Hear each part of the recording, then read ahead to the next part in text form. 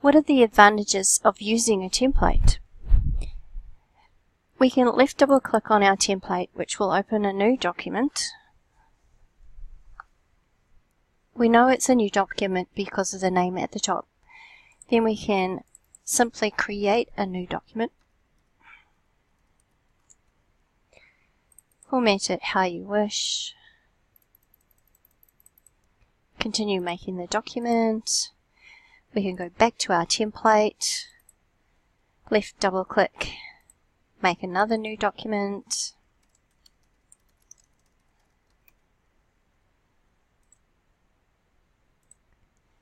Attend the meeting, finish off our minutes, go back, left double click on our template, type a letter,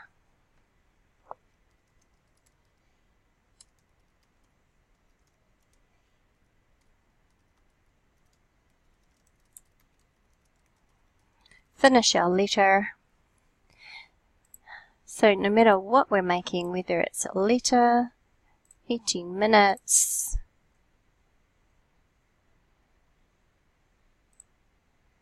or an invoice, we can all have them looking the same.